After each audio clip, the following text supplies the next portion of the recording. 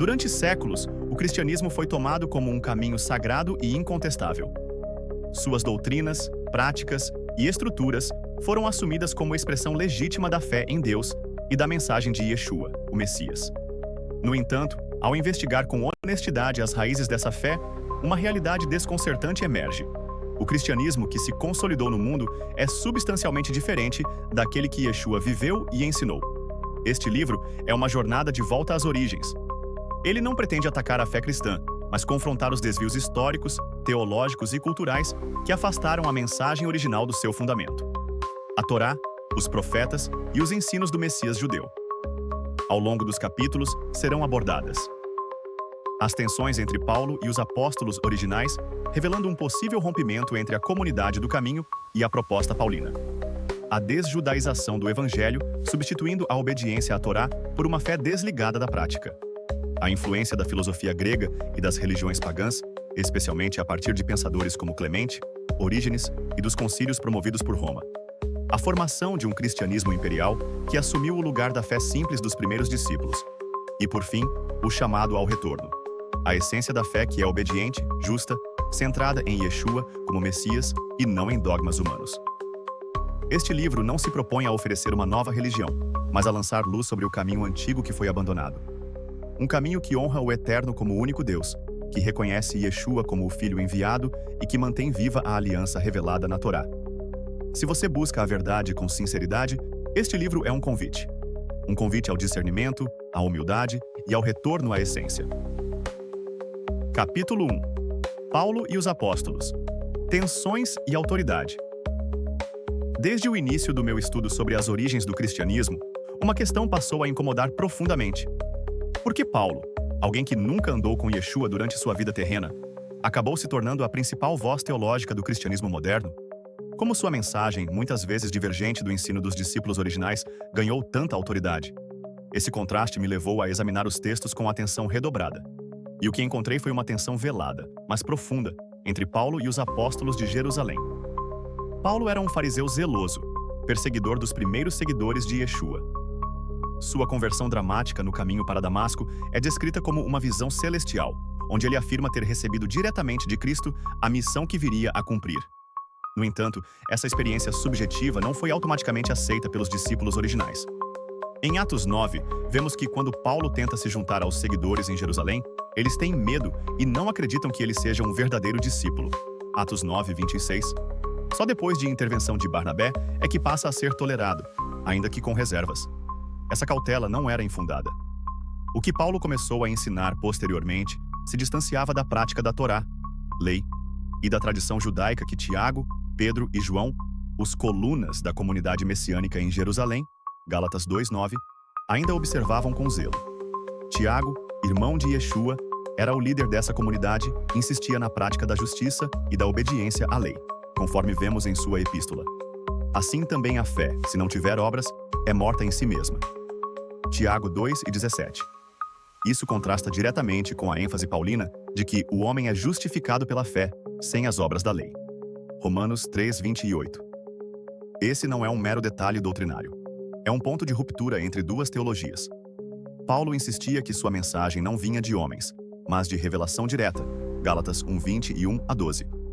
No entanto, o próprio relato de Gálatas 2 mostra uma tensão nítida entre ele e os outros apóstolos.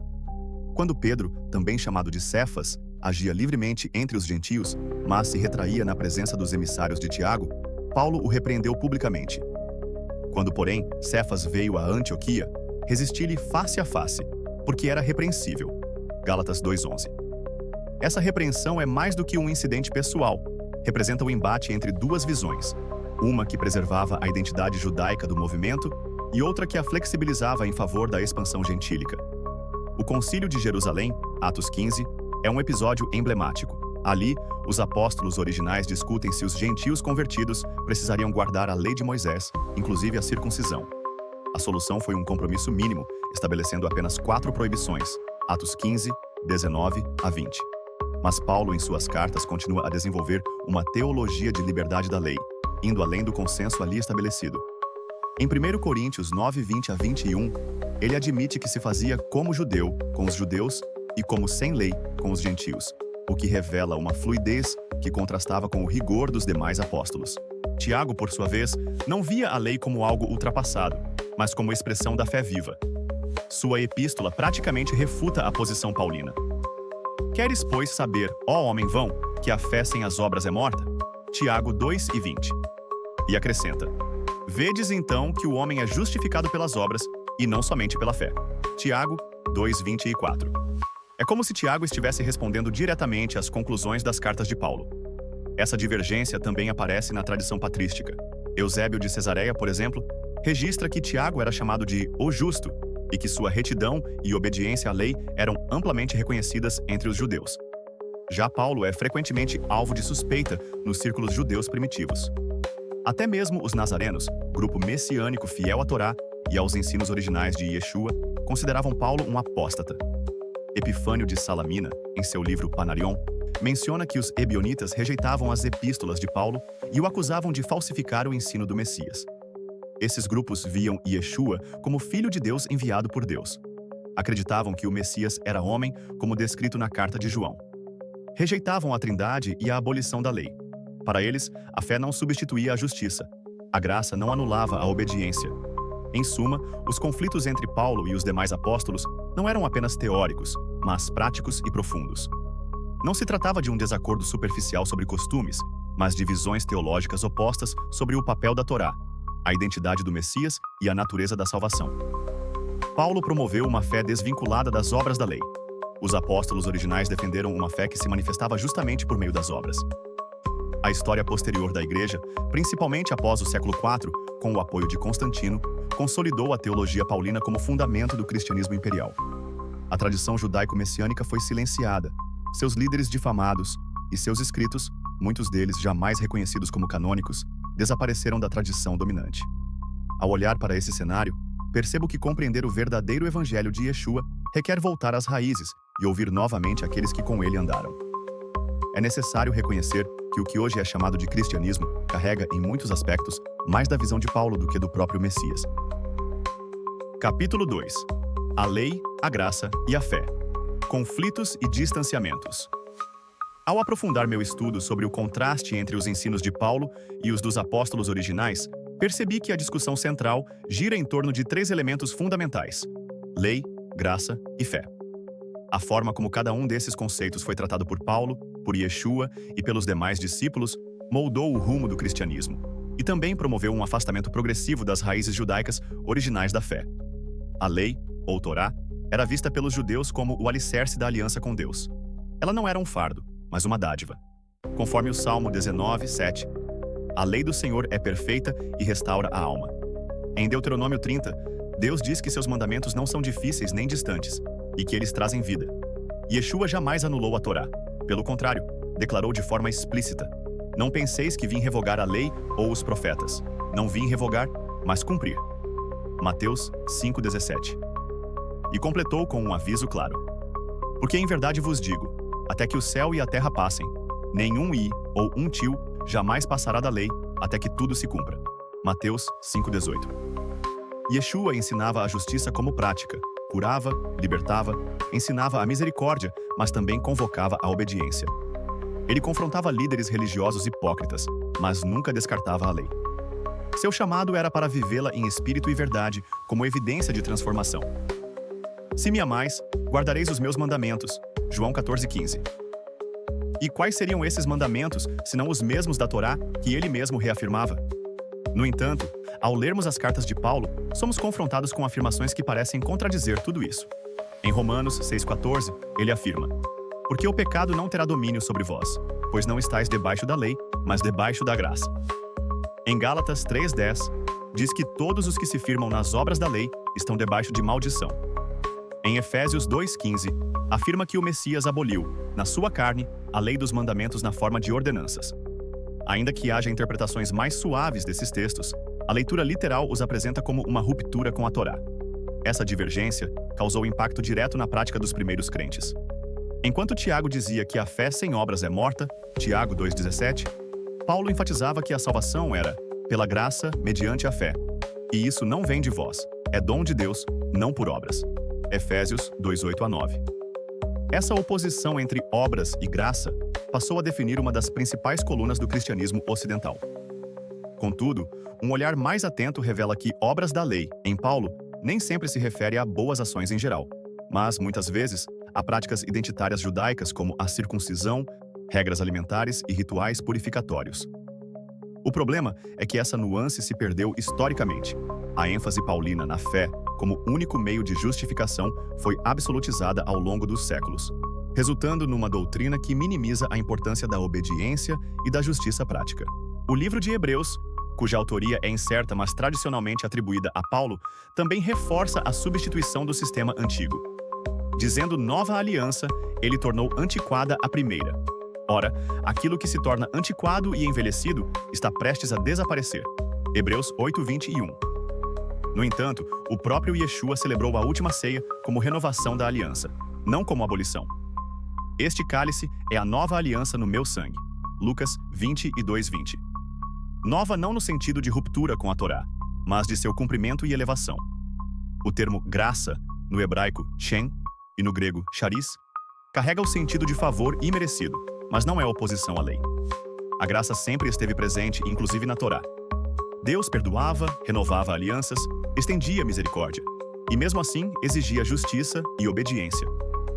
O problema foi a falsa dicotomia criada posteriormente, como se lei e graça fossem excludentes. Para os discípulos de Yeshua, elas andavam juntas. Essa ruptura entre lei e fé, introduzida pela leitura predominante de Paulo, foi reforçada por contextos históricos posteriores. No século IV, com o imperador Constantino, a Igreja passou a perseguir tudo o que remetia às raízes judaicas. O sábado foi substituído pelo domingo, as festas bíblicas pelas datas romanas, e a teologia passou a rejeitar a Torá como algo ultrapassado. Os ensinos de Yeshua foram filtrados pela lente paulina, e a graça passou a ser entendida como permissão para desobedecer, e não como capacitação para obedecer. Essa perspectiva alimentou séculos de distorção. A obediência passou a ser vista como legalismo. A santidade foi reduzida à aceitação de uma graça abstrata. O arrependimento deixou de ser transformação visível para se tornar apenas um sentimento interior. A fé tornou-se crença, e não fidelidade. Mas a palavra hebraica para fé, emuná, significa justamente isso: lealdade, firmeza, fidelidade. Crer em Deus sempre foi sinônimo de andar com Ele, guardar sua palavra, viver segundo sua vontade. Revisitar esses fundamentos é essencial para discernir a verdade. A graça não anula a lei, ela a confirma. A fé não exclui as obras, ela as sustenta. E o Evangelho de Yeshua não é uma nova religião, mas o chamado à restauração de tudo que foi distorcido. Compreender isso me levou a abandonar conceitos construídos pela tradição e a voltar aos fundamentos reais da fé. Yeshua nunca separou a fé da prática. Ele nunca ensinou que a graça substitui a justiça. A sua vida foi a perfeita harmonia entre obediência e compaixão, entre verdade e amor. O que Paulo escreveu precisa ser compreendido com maturidade, e sempre à luz das palavras do próprio Messias. Caso contrário, o risco é seguir um evangelho que não é o de Yeshua, mas uma construção teológica moldada por contextos culturais e disputas doutrinárias de séculos atrás. Capítulo 3. A desjudaização do Evangelho. O rompimento com as raízes. Ao seguir o fio histórico do Evangelho, percebi que o distanciamento das raízes judaicas não foi um processo acidental, mas uma ruptura arquitetada ao longo dos séculos. Esse processo, conhecido como desjudaização do Evangelho, começou de forma sutil com Paulo, mas ganhou força com teólogos gentios como Justino Mártir, Inácio de Antioquia e Marcião, sendo posteriormente consolidado pelos concílios imperiais da Igreja. Paulo, apesar de afirmar sua origem judaica, Filipenses 3:5, foi o primeiro a reinterpretar os ensinos de Yeshua em linguagem helênica. A forma como ele expressava conceitos como fé, graça e justificação já refletia categorias filosóficas greco-romanas. Ainda que seu discurso citasse as escrituras hebraicas, a moldura argumentativa muitas vezes se afastava do contexto da Torá. Ele próprio reconheceu isso. Fiz-me tudo para todos, para por todos os meios chegar a salvar alguns. 1 Coríntios 9:22. Essa adaptabilidade, embora eficaz para alcançar os gentios, abriu espaço para uma leitura cada vez mais desvinculada das raízes judaicas da fé. O que começou com flexibilidade missional tornou-se com o tempo um afastamento teológico real. Em Romanos 10:4, Paulo escreveu que Cristo é o fim da lei para a justiça de todo aquele que crê. A palavra usada ali no grego é telos, que também pode ser entendida como propósito ou culminação, mas a tradição cristã posterior interpretou como fim, no sentido de encerramento. Isso colaborou para que a lei fosse vista como ultrapassada, algo que Yeshua jamais afirmou. Pelo contrário, como vimos, ele declarou que nenhum i ou tio passaria da lei até que tudo se cumprisse. Mateus 5,18. A partir desse solo doutrinário helenizado, figuras como Justino Mártir, século II, passaram a defender abertamente que a nova fé cristã não precisava mais se vincular ao judaísmo. Em seu diálogo com Trifão, o judeu, Justino afirma que as profecias não pertencem mais aos judeus, mas aos cristãos, e acusa os judeus de serem responsáveis pela morte do Messias. Para ele, os cristãos são o novo povo escolhido, inaugurando a teologia da substituição, ideia que viria a dominar a igreja por séculos. Inácio de Antioquia, também do século II, escreveu em sua carta aos Magnésios que não é correto viver segundo o judaísmo. E mais, se continuarmos a viver de acordo com a lei judaica, confessamos que não recebemos a graça. Com isso, a prática da Torá passou a ser considerada não apenas ultrapassada, mas um sinal de rejeição da fé em Cristo. O processo chega ao extremo com Marcião de Sinope, que viveu entre 85 e 160 d.C. Ele propôs um corte radical entre o Deus do Antigo Testamento e o Deus de amor revelado por Jesus. Marcião rejeitava totalmente a Torá, os profetas e qualquer ligação com o judaísmo. Para ele, o Antigo Testamento era obra de um Deus inferior, severo e legalista, ideia totalmente alheia ao pensamento hebraico e à mensagem de Yeshua. Marcião também rejeitou todos os evangelhos e cartas, exceto algumas epístolas de Paulo e uma versão editada do Evangelho de Lucas, o que demonstra que mesmo os hereges viram em Paulo a ruptura necessária com o judaísmo. Embora Marcião tenha sido considerado herege pela Igreja, sua influência persistiu de forma sutil. A aceitação crescente da Trindade, da divindade absoluta de Cristo, da abolição do sábado e das festas bíblicas, tudo isso mostra que, na prática, o cristianismo caminhava na direção por ele idealizada. A oficialização do cristianismo pelo imperador Constantino no século IV foi o golpe final nessa ruptura. Em 321 d.C., o imperador decretou o domingo como o novo dia de descanso em substituição ao sábado bíblico e passou a criminalizar práticas judaicas dentro da igreja. O Concílio de Nicéia, 325 d.C., definiu que a Páscoa não deveria mais ser celebrada com base no calendário hebraico, mas segundo o calendário romano. A festa da ressurreição, que originalmente ocorria no tempo da Páscoa judaica, Pessach, foi desvinculada da narrativa bíblica e redirecionada para datas pagãs de fertilidade e solstício. Os concílios seguintes reforçaram esse afastamento.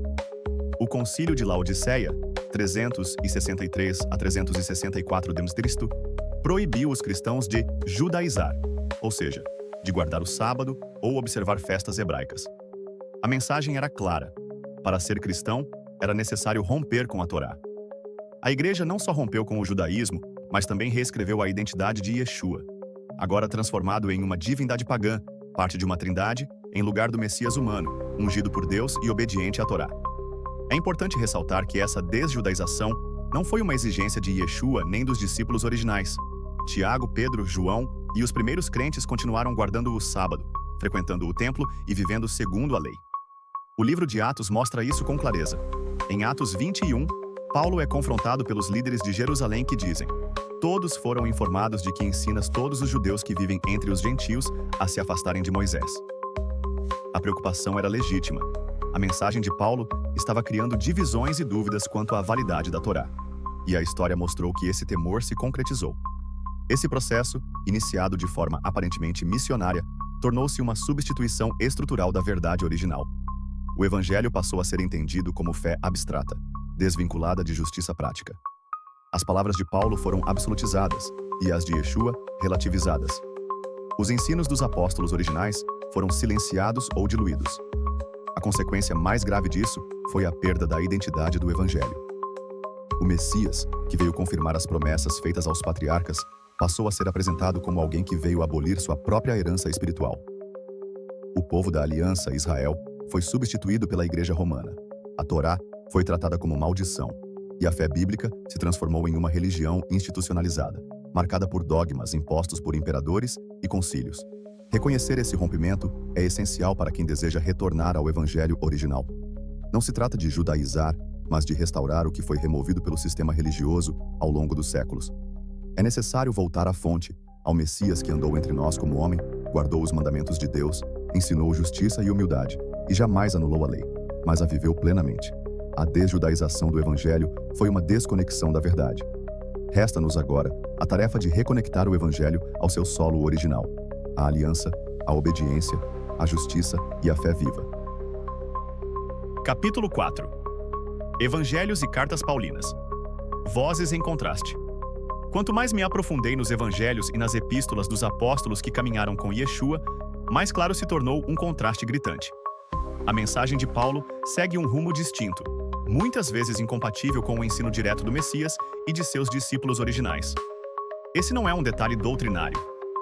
Trata-se de duas vozes teológicas que frequentemente se cruzam e se confrontam. Yeshua nunca relativizou a Torá. Ele a confirmou, a viveu, e chamou seus seguidores a fazerem o mesmo. Em Mateus 5, o Sermão da Montanha deixa claro: o Messias não veio para revogar a lei, mas para cumpri-la. Todo aquele que violar um desses mandamentos, ainda que dos menores, e assim ensinar aos homens, será chamado menor no reino dos céus. Mateus 5:29. E mais: se a vossa justiça não exceder a dos escribas e fariseus, jamais entrareis no reino dos céus. Mateus 5:20.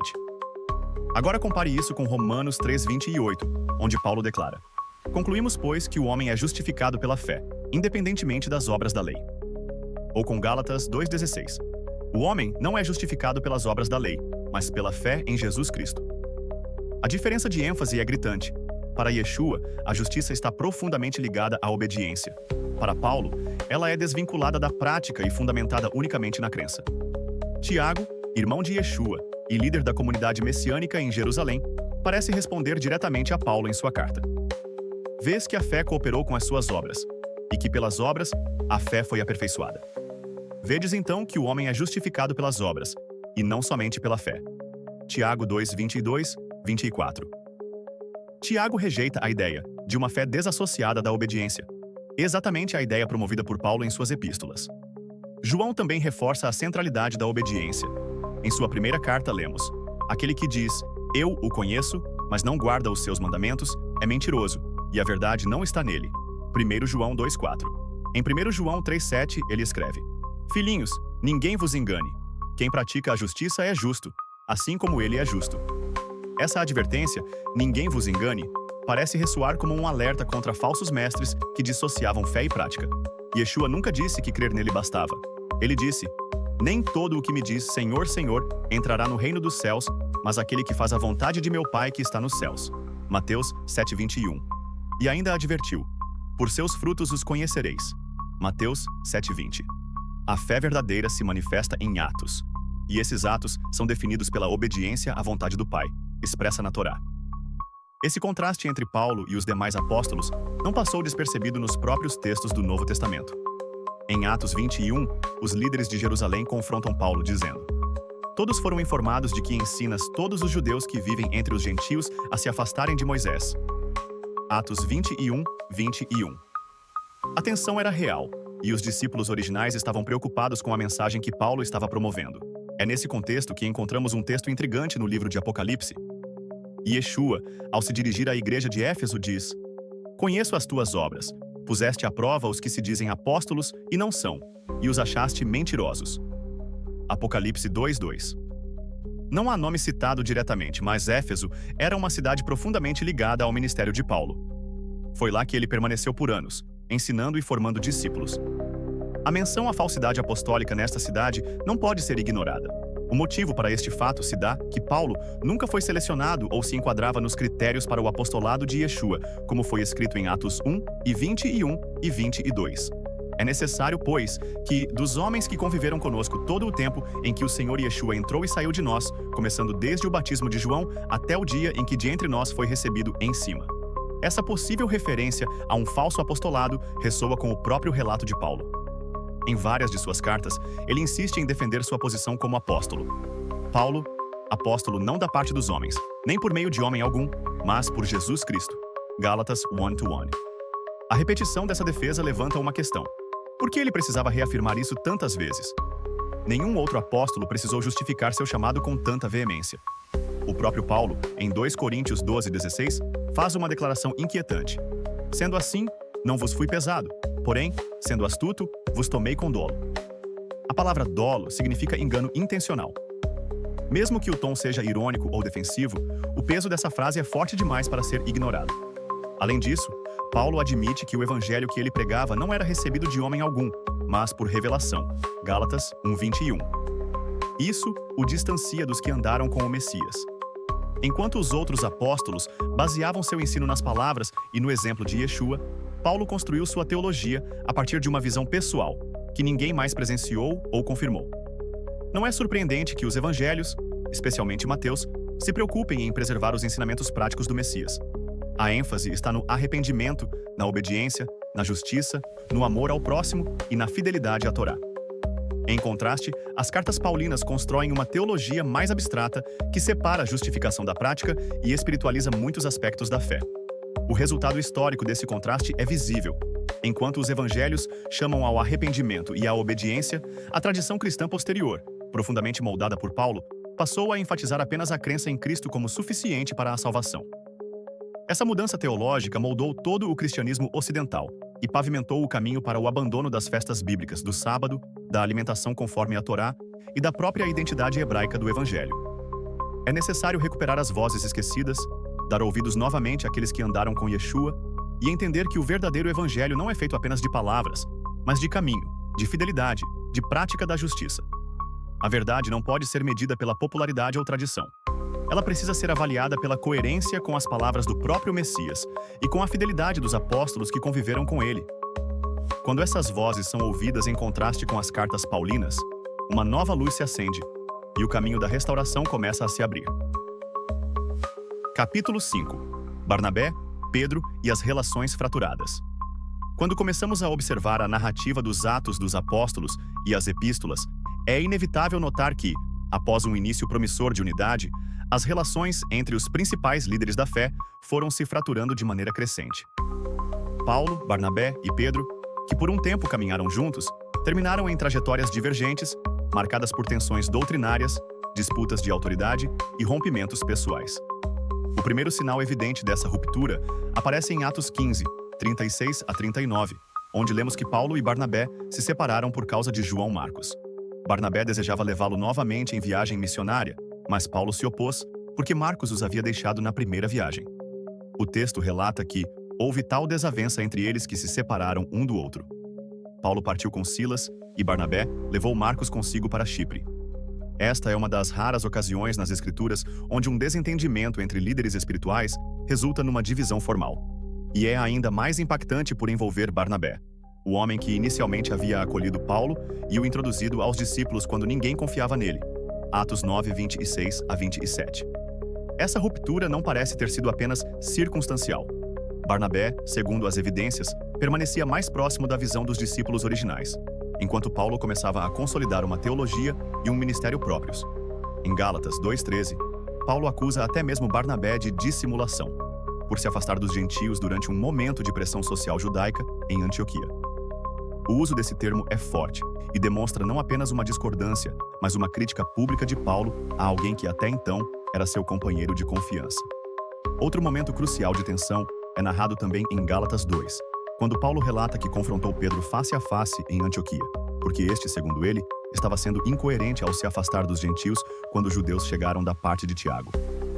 Paulo não apenas repreende Pedro, mas o expõe em sua carta dizendo: quando Pedro veio a Antioquia, resisti-lhe na cara, porque era repreensível. Gálatas 2:11. Não há registro de que Pedro tenha respondido a essa acusação. Na verdade, o restante dos apóstolos parece cada vez mais ausente das narrativas paulinas. Os evangelhos e Atos tratam Pedro como a principal figura entre os apóstolos, aquele que recebeu a chave do reino, Mateus 16, 18 a 19, que pregou no Pentecostes, que curava e instruía com autoridade. Mas nas cartas de Paulo, Pedro aparece pontualmente e sempre à margem. O foco está quase sempre em Paulo e sua missão entre os gentios, como se esta substituísse ou transcendesse o que os demais faziam.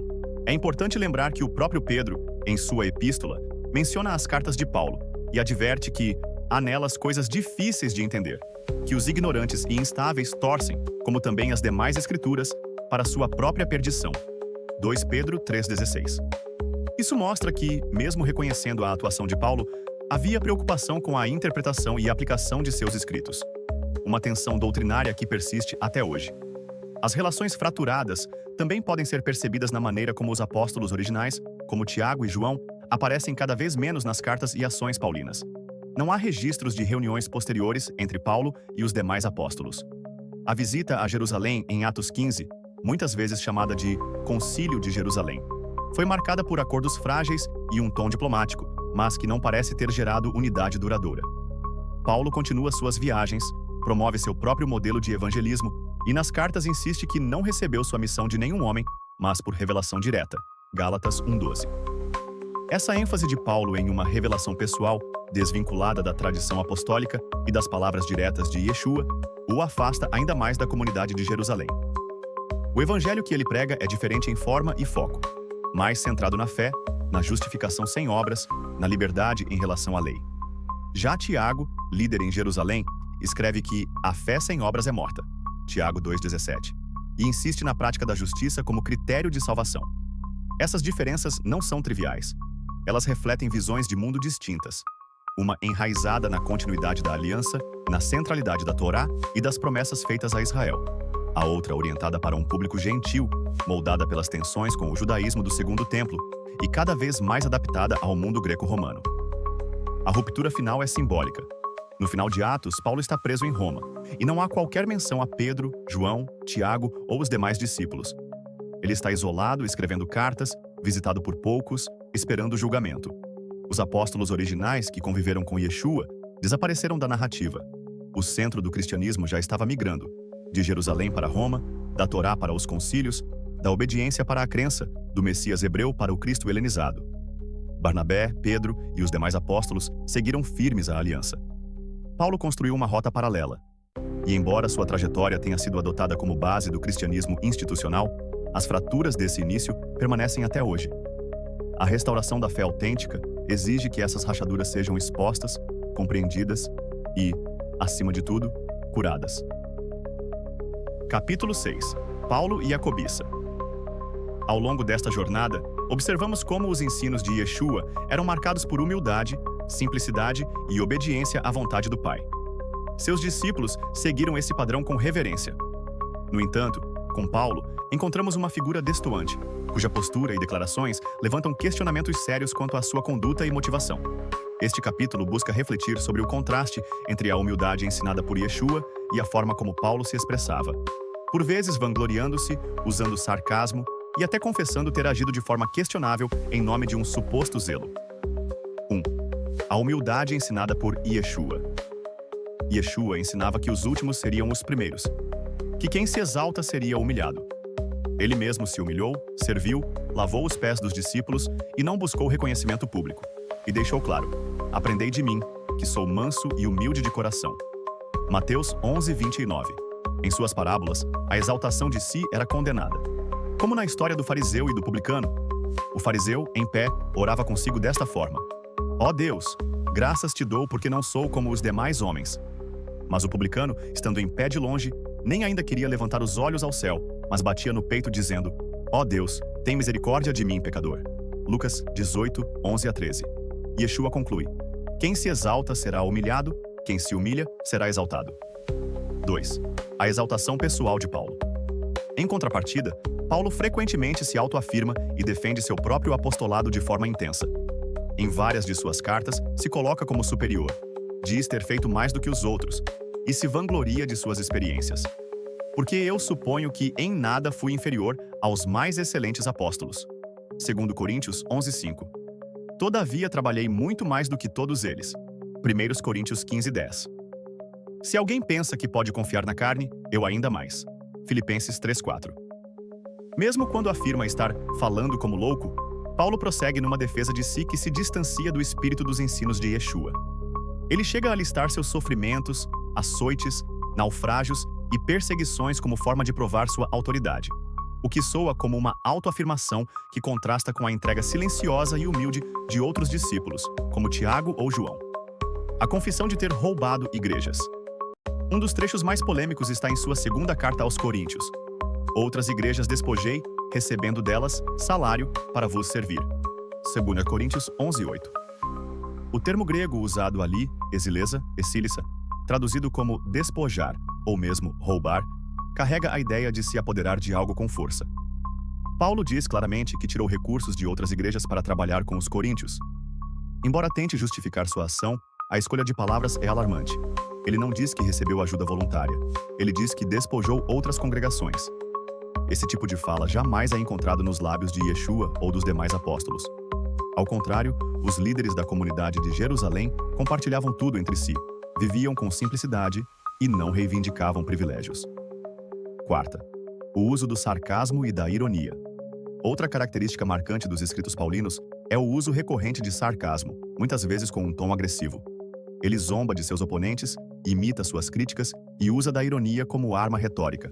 Por exemplo, já estáis fartos, já estáis ricos, sem nós reinais. E quisera eu reinasseis, para que também nós reinássemos convosco. 1 Coríntios 4:8. Quereis outra prova de que Cristo fala por mim? 2 Coríntios 13:3. Quem é fraco que eu não seja fraco? Quem se escandaliza, que eu me não abrase?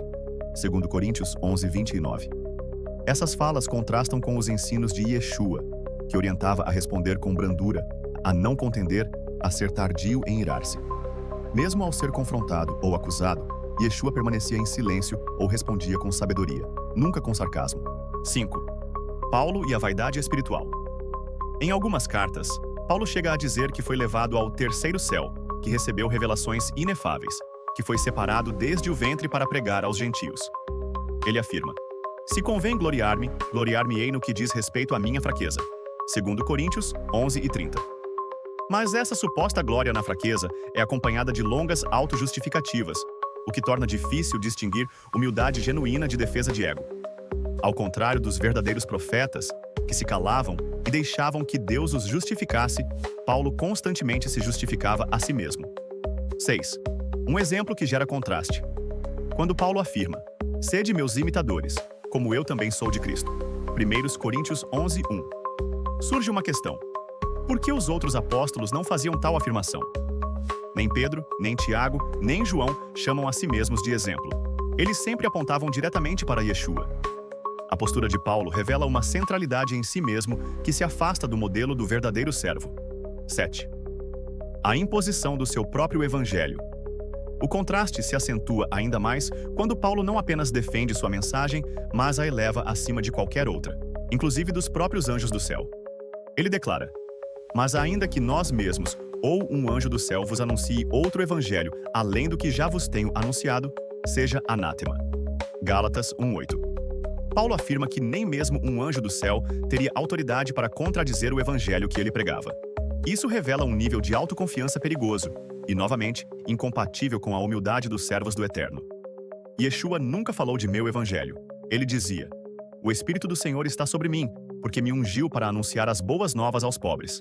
Lucas 4:18, citando Isaías 61. As boas novas pertencem ao Eterno. Yeshua as anunciava com fidelidade ao Pai, e nunca como propriedade pessoal. Já Paulo diz em diversas passagens: meu evangelho. Conforme o meu evangelho e a pregação de Jesus Cristo, Romanos 16:25. Essa distinção entre o evangelho de Deus e o evangelho de Paulo reforça o rompimento que ele representa. Quando alguém se coloca acima da correção, seja de anjos ou de outros apóstolos, cria-se um abismo perigoso entre a verdade revelada e a construção teológica pessoal.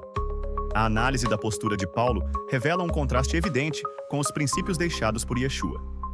Enquanto o Messias esvaziava-se, servia, silenciava diante das acusações e entregava tudo ao Pai, Paulo frequentemente se exaltava, defendia a si mesmo e expressava vaidade espiritual em nome de sua missão.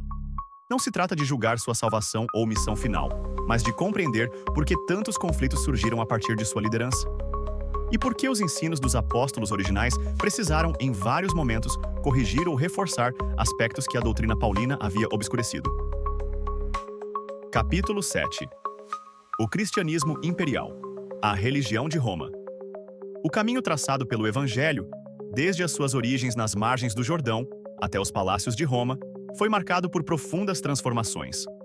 Nenhuma, talvez, mais impactante do que aquela promovida pelo Império Romano, que após séculos de perseguição, decidiu adotar, institucionalizar e remodelar o cristianismo como religião oficial do Estado.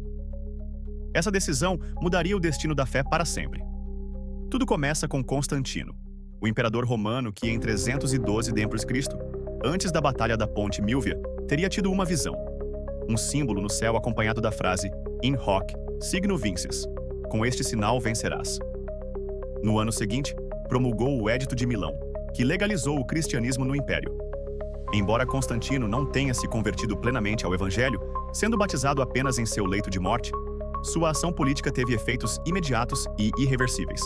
A fé que antes era perseguida, escondida em catacumbas, marginalizada pelos senadores e desprezada pelos filósofos, agora se tornava aceita, favorecida e promovida pelo poder imperial.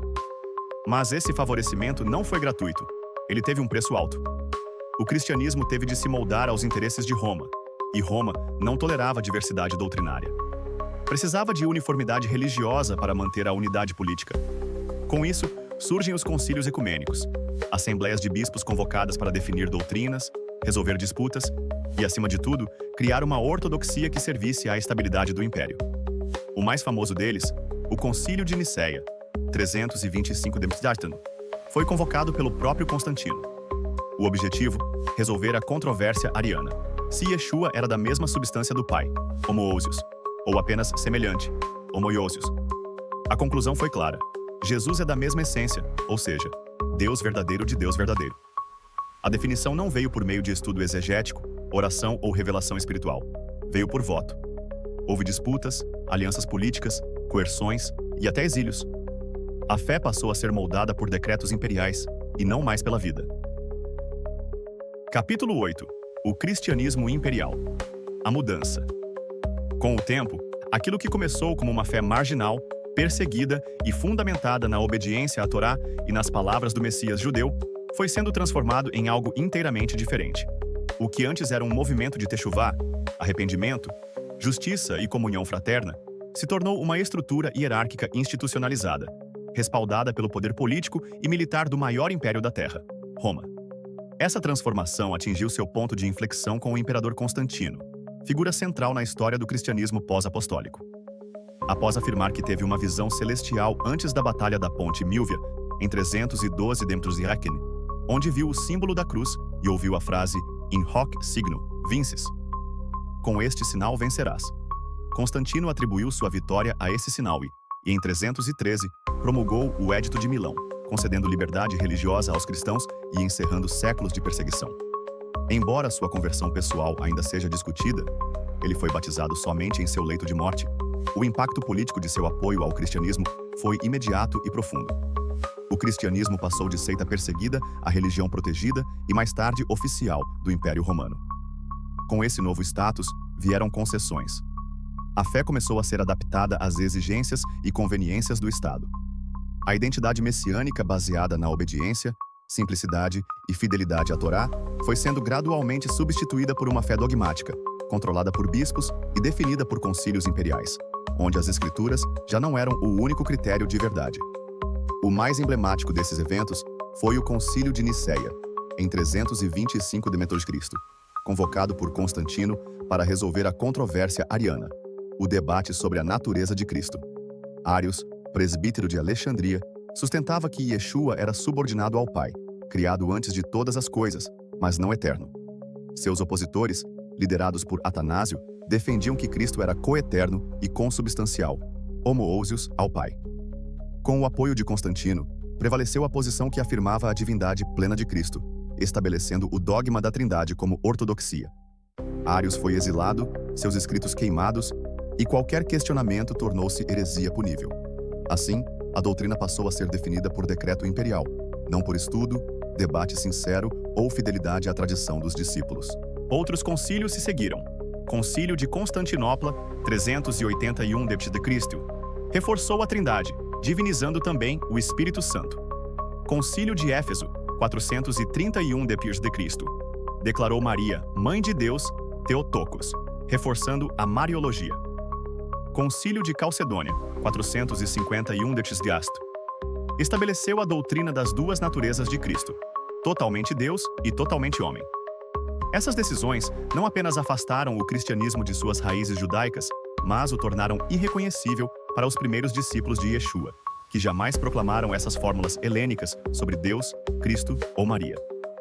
Além disso, a influência greco-romana passou a dominar a liturgia, os símbolos e os costumes.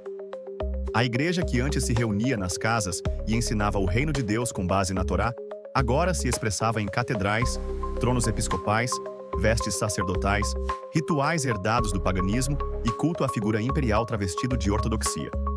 Neste período, as festas bíblicas foram substituídas por festividades sincretizadas. Pesach, Páscoa, deu lugar à Páscoa cristã com elementos de origem babilônica e greco-romana. Sukkot e Shavuot foram suprimidas ou reinterpretadas. O Shabat, sábado, foi substituído pelo domingo, dia do sol, dies solis, em clara acomodação à cultura romana. A ceia memorial, matzah e vinho, se tornou um ritual sacramental transubstanciado, à moda dos mistérios pagãos. A liderança espiritual também foi corrompida. O bispo de Roma, posteriormente chamado de Papa, assumiu uma autoridade política e espiritual jamais vista entre os apóstolos. A estrutura episcopal tornou-se piramidal, centralizada, autoritária e cúmplice do Estado. A separação entre a igreja e os ensinos de Yeshua, Pedro, Tiago e João agora era visível e consolidada. A perseguição, que antes vinha de fora, agora vinha de dentro do cristianismo institucional. Todos os que insistiam na guarda da Torá, no monoteísmo puro, na rejeição das imagens e dogmas trinitários, como os ebionitas e outros grupos judaicos cristãos, foram classificados como hereges. Seus textos foram destruídos, seus nomes apagados da história. A fé foi romana antes de ser bíblica, católica antes de ser messiânica. Essa transformação foi tão profunda que, séculos depois, poucos cristãos sequer saberiam que Yeshua era judeu, que guardava o Shabat, que subia a Jerusalém nas festas, que não pregava uma nova religião, mas a restauração da aliança. Poucos conheceriam a verdade de que o Messias jamais aboliu a lei, mas a ensinou com plenitude. O império não se converteu ao Evangelho. O Evangelho é que foi moldado ao império. E assim nasceu o cristianismo imperial, uma religião de poder, dogma e tradição, muito distante do reino de Deus, anunciado nas margens do Jordão, nas vilas da Galileia e nos montes de Jerusalém. Capítulo 9. Clemente, Orígenes e o sincretismo filosófico.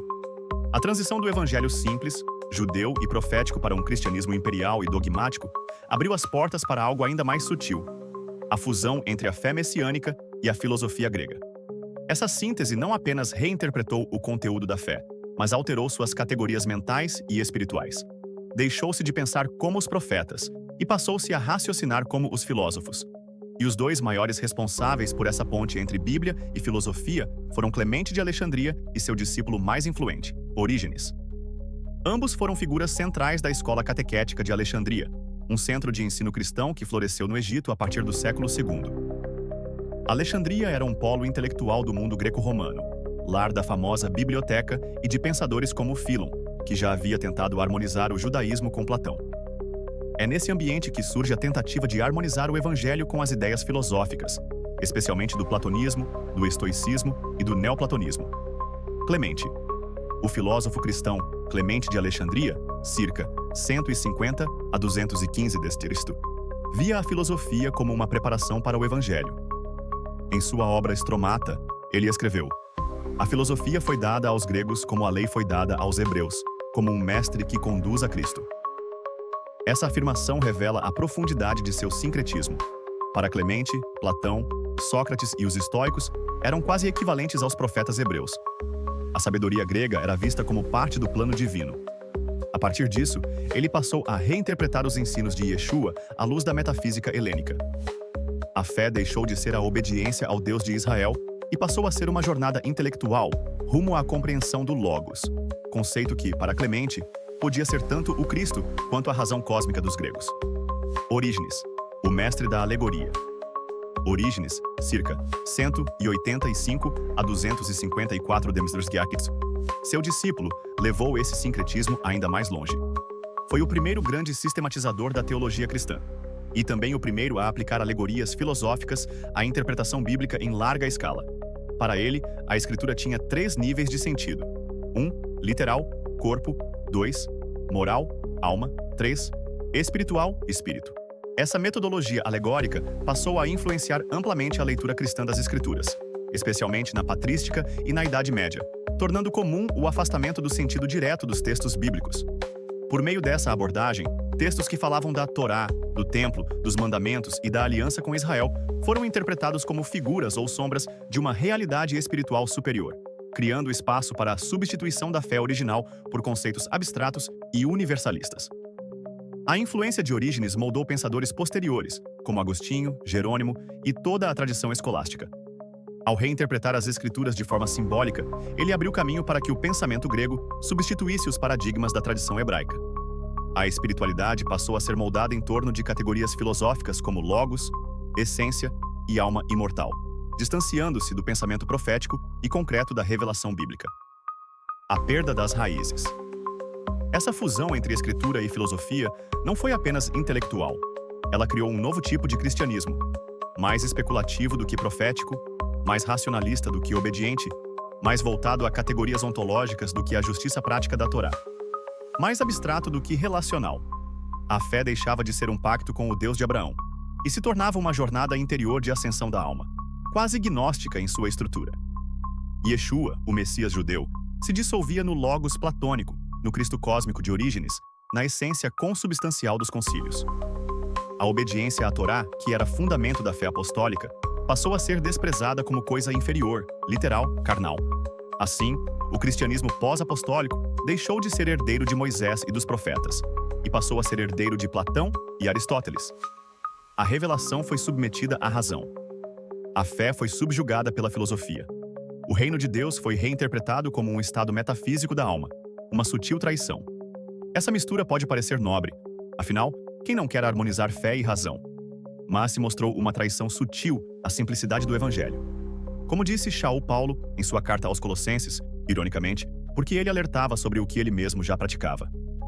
Tende cuidado para que ninguém vos faça presa sua, por meio de filosofias e vãs sutilezas, segundo a tradição dos homens, segundo os rudimentos do mundo, e não segundo Cristo. Colossenses 2:8. Infelizmente, o cristianismo institucional seguiu justamente esse caminho, e figuras como Clemente e Orígenes, ainda que em busca de verdade, foram pontes para a helenização definitiva da fé. O resultado é o que vemos até hoje. Muitos conhecem a cruz, mas não conhecem a Torá. Conhecem a doutrina da Trindade, mas ignoram o Shema. Celebram dogmas gregos, mas não conhecem os profetas de Israel. O Messias foi transformado em conceito, a palavra em alegoria, a obediência em abstração. Capítulo 10. A consolidação da religião cristã e o silêncio das raízes. Após a fusão entre fé e filosofia promovida por mestres como Clemente e Orígenes, o cristianismo entrou definitivamente em uma nova era. Já não era apenas uma transformação teológica, agora era um projeto de poder consolidado no centro político do mundo antigo. O que começou como uma fé marginal, insurgente e enraizada no solo de Israel, tornou-se, em poucos séculos, a religião oficial do Império Romano. Essa consolidação teve como marco decisivo o governo de Teodósio I, que em 380 d.C., através do Édito de Tessalônica, declarou o cristianismo niceno como a única fé legítima do império. Todas as demais expressões religiosas, inclusive os remanescentes da fé messiânica com raízes na Torá, passaram a ser consideradas heresias. A fé foi estatizada, a doutrina padronizada. A obediência à autoridade da Igreja Imperial tornou-se sinônimo de ortodoxia. Do movimento à instituição, o evangelho que nasceu como um chamado ao arrependimento, à humildade e à justiça, tornou-se uma estrutura religiosa altamente hierarquizada, centralizada e politicamente ativa. Os bispos deixaram de ser servos das comunidades locais e passaram a ocupar funções próximas às dos antigos magistrados romanos. O bispo de Roma, em especial, assumiu destaque crescente, culminando na figura do Papa, já em vias de se tornar o novo imperador espiritual. A fé já não era mais vivida em sinagogas messiânicas ou casas de irmãos. Era imposta por catedrais, púlpitos, concílios e dogmas. A espiritualidade deixou de ser expressa em atos de justiça e obediência à Torá, e passou a se medir por submissão a credos, participação em sacramentos e alinhamento com os decretos eclesiásticos. Enquanto isso, as raízes hebraicas da fé iam sendo sistematicamente apagadas. O ensino do Shabat foi condenado. As festas bíblicas, suprimidas. A circuncisão, criminalizada. A Torá, ridicularizada como coisa ultrapassada. Israel, reinterpretado como símbolo da igreja espiritual. Silenciamento dos remanescentes. Ao longo dos séculos 4 e 5, grupos que ainda guardavam os ensinamentos de Yeshua dentro do contexto da Torá, como os nazarenos, ebionitas e outros remanescentes, foram perseguidos, rotulados como hereges e, finalmente, silenciados. Seus escritos foram destruídos, suas tradições deslegitimadas, sua memória apagada da história oficial. O novo cristianismo, moldado por Roma e protegido pelos imperadores, já não tolerava dissonâncias. Os concílios passaram a definir quem era salvo, o que era verdade, o que devia ser lido e o que devia ser queimado. Não apenas os pagãos foram convertidos à força, mas também os próprios seguidores do Messias que se recusavam a renunciar à Torá e aos mandamentos originais. A transformação da verdade em religião. O reino de Deus, que havia sido anunciado nas palavras do Messias como um chamado à transformação interior e à prática da justiça segundo a lei, foi substituído por uma religião de aparências, ritos e poder. A fé que nasceu entre camponeses da Galileia e pescadores da Judéia foi adotada por imperadores, aristocratas e senhores de terras. Yeshua foi reinterpretado como símbolo imperial, retratado com vestes de César, cercado por auréolas solares, em tronos dourados, muito longe do mestre que andava descalço, comendo com pecadores, lavando os pés de seus discípulos e ensinando nas sinagogas aos sábados. A fé dos apóstolos foi lentamente sepultada sob camadas de tradição grega, decretos imperiais e interpretações teológicas afastadas do texto original das Escrituras. Os ensinamentos de Pedro, Tiago e João foram ofuscados pelas interpretações de padres da igreja, moldadas mais pelo pensamento aristotélico do que pela Torá de Moisés. Um silêncio profundo. Nesse processo, as raízes do evangelho foram silenciadas, não por acidente, mas por um projeto de poder, de uniformidade e de dominação. Roma não apenas converteu-se à fé, ela reconstruiu a fé à sua imagem. Um Cristo romano, uma igreja romana, uma teologia romana. Tudo isso a custo do esquecimento daquilo que Yeshua realmente ensinou: que o reino pertence aos humildes, que os mandamentos são eternos, que o Pai é um, e que a justiça é mais importante do que o sacrifício. Esse silêncio ecoa até hoje. Poucos conhecem os nomes dos primeiros discípulos judeus. Poucos sabem que Yeshua guardava o Shabat, celebrava as festas bíblicas, comia pão sem fermento e subia ao templo. Poucos sabem que os apóstolos jamais pregaram contra a lei, mas a confirmaram com suas vidas. Esse silêncio, porém, não é eterno. Capítulo 11. Vocabulário cristão e mitologias pagãs. Ao longo dos séculos, não apenas a estrutura da fé foi alterada, mas também seu vocabulário. As palavras que formam o alicerce da teologia cristã moderna carregam hoje sentidos muitas vezes distantes, ou até opostos, ao que possuíam na mentalidade hebraica de Yeshua e dos profetas. Esse deslocamento semântico não foi acidental. Ele acompanhou a transição da fé bíblica para uma religião moldada por categorias gregas, romanas e filosóficas. Assim, o vocabulário cristão tornou-se o receptáculo de uma fé híbrida, onde o pensamento das Escrituras foi revestido com mitologia, misticismo e abstração helenista. 1. O Eterno é um. O Shema contra a Trindade. A doutrina da Trindade, estabelecida oficialmente nos concílios ecumênicos a partir de Niceia, 325 d.C., e refinada em Constantinopla, 381 d.C., apresenta Deus como três pessoas consubstanciais: Pai, Filho e Espírito Santo. Tal concepção, embora hoje central na teologia cristã, é alheia à revelação original de Israel. O próprio Yeshua reafirmava o Shema, a confissão central do monoteísmo hebraico. Ouve, ó Israel, o Eterno nosso Deus, o Eterno é um. Deuteronômio 6:4. Nenhum profeta ou apóstolo jamais falou de uma trindade. A palavra sequer aparece nas Escrituras. O Eterno, na cosmovisão hebraica, é único, indivisível e absoluto. A introdução de múltiplas pessoas divinas se aproxima muito mais das categorias mitológicas greco-romanas, como os triângulos de deuses em Roma, Egito ou Pérsia, do que da unidade radical do Deus de Israel. Segundo o inferno, Sheol e Dina, a linguagem da morte e sua transformação. Outro exemplo grave da adulteração semântica é o uso do termo inferno. Na Tanakh, Antigo Testamento, os mortos iam para o Sheol, uma palavra hebraica que significa apenas sepultura, morada dos mortos ou submundo. Sheol não carrega conotações de tormento, fogo ou punição. É simplesmente o estado da morte.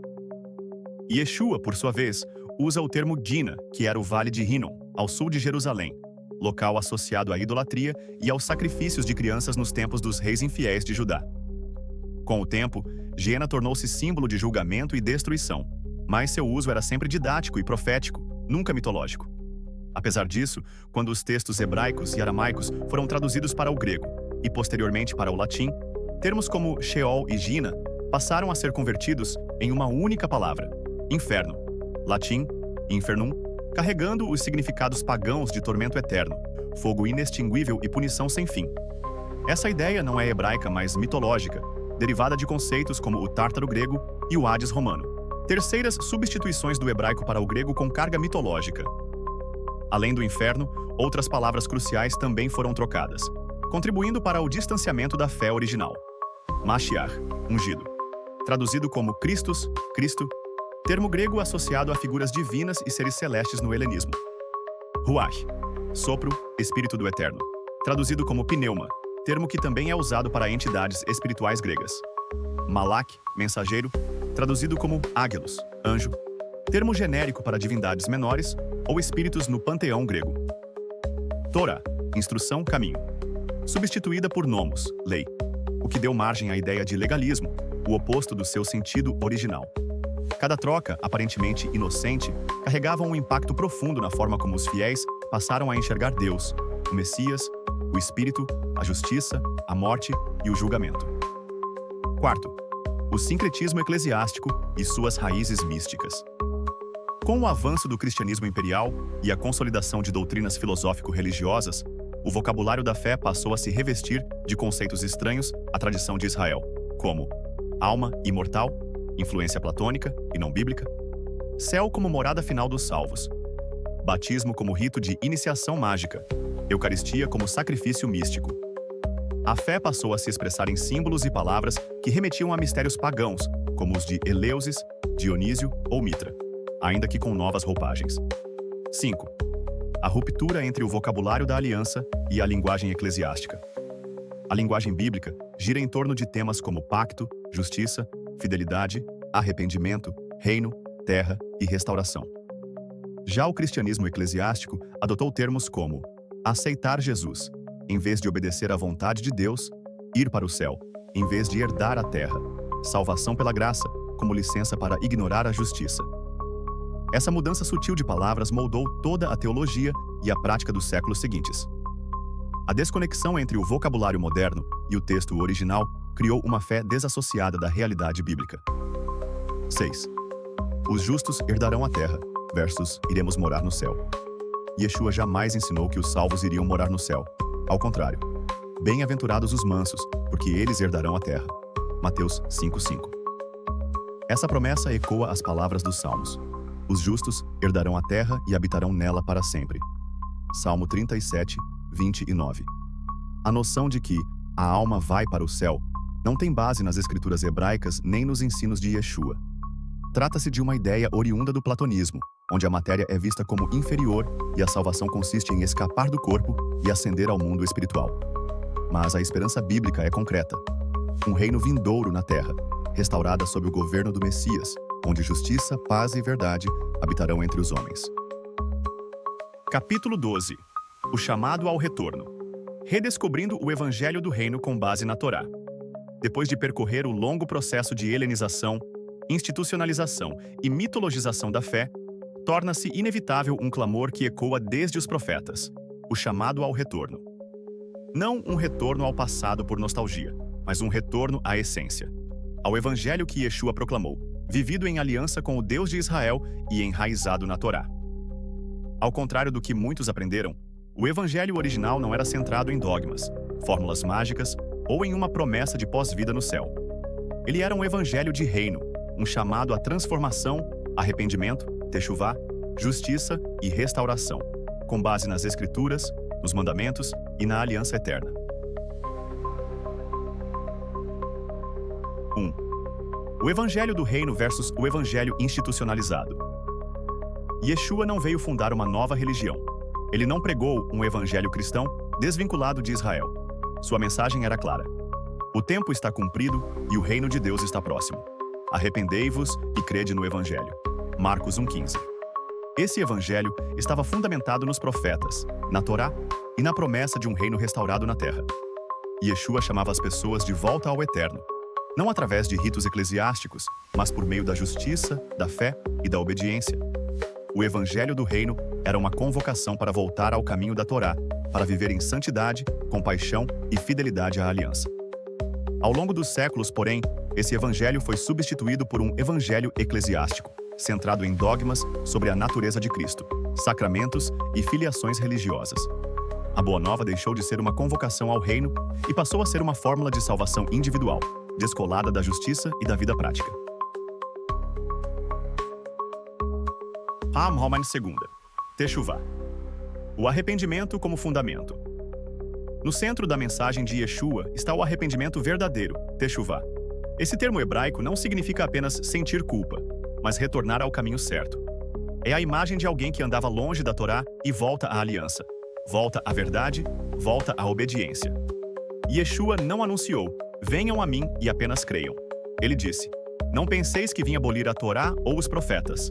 Não vim abolir, mas cumprir. Mateus 5,17. E mais adiante, nem todo o que me diz, Senhor, Senhor, entrará no reino dos céus, mas aquele que faz a vontade de meu Pai, que está nos céus. Mateus 7,21. Um dos momentos mais claros sobre o significado da salvação aos olhos de Yeshua ocorre quando um jovem rico o procura e pergunta, Bom mestre, que bem farei para alcançar a vida eterna? Mateus 19,16. Yeshua responde de forma direta, Se queres, porém, entrar na vida, guarda os mandamentos. Mateus 19,17. E logo enumera, Não matarás, não cometerás adultério, não furtarás, não dirás falso testemunho, honra teu pai e tua mãe, e amarás o teu próximo como a ti mesmo. Mateus 19, 18 a 19.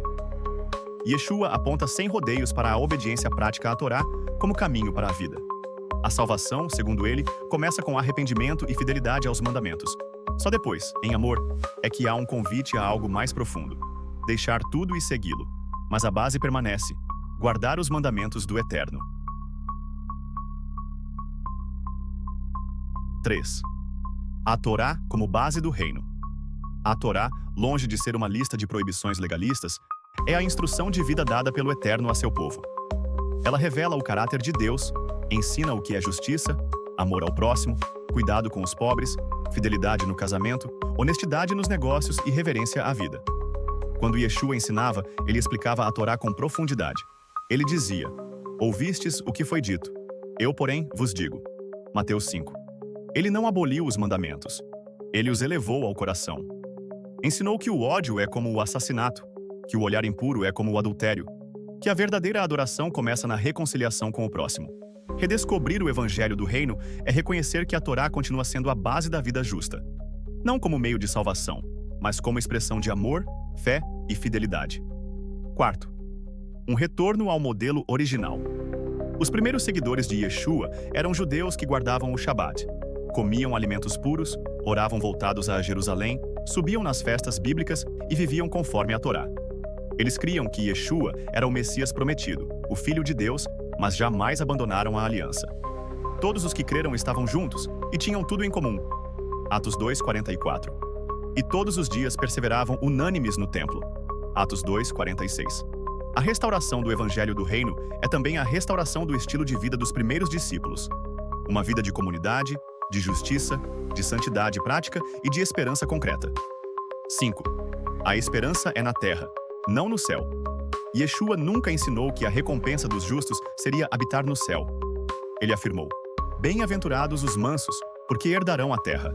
Mateus 5:5. Essa esperança é consistente com os profetas. Os justos herdarão a terra e nela habitarão para sempre. Salmo 37:29.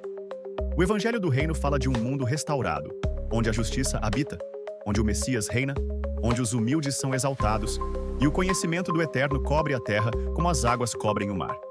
Redescobrir esse Evangelho é um chamado profético para esta geração. É ouvir a voz do Messias clamando novamente. Arrependei-vos, porque o reino dos céus está próximo. Mateus 4:17. Capítulo 13. Retorno à essência. Chegamos ao ponto de retorno. Depois de atravessar os caminhos sinuosos da história, entre disputas doutrinárias, influências filosóficas e manipulações imperiais, É tempo de voltar à essência. A essência não está na religião institucionalizada, nem nos sistemas eclesiásticos que se formaram ao longo dos séculos. A essência está na voz do Messias judeu que anunciou o reino, chamou ao arrependimento, ensinou justiça e viveu em obediência à Torá. Não como legalismo, mas como fidelidade ao Pai. 1. A fé que caminha em verdade. Ao longo desta obra, vimos que Yeshua jamais invalidou a lei. Pelo contrário, se queres entrar na vida, guarda os mandamentos. Mateus 19:17. A fé ensinada por Yeshua não era desligada da prática. Não havia separação entre crer e obedecer. Era uma fé que gera frutos, que transforma o caráter e conduz à justiça. Tiago, irmão do Senhor, diz com clareza: a fé sem obras é morta. Tiago 2:26. O chamado, portanto, não é apenas para crer em Jesus, conforme moldou a tradição grega. O chamado é para seguir Yeshua, como mestre, como rei, como modelo de vida. A Torá é bênção, como está escrito para quem a escolhe. Pelo Deus de teu Pai, o qual te ajudará, e pelo Todo-Poderoso, o qual te abençoará com bênçãos dos altos céus, com bênçãos do abismo que está embaixo, com bênçãos dos seios e da madre. Gênesis 49:25. 2. O retorno à aliança. A essência está na aliança eterna entre o Eterno e seu povo. Uma aliança firmada com promessas, mandamentos e bênçãos.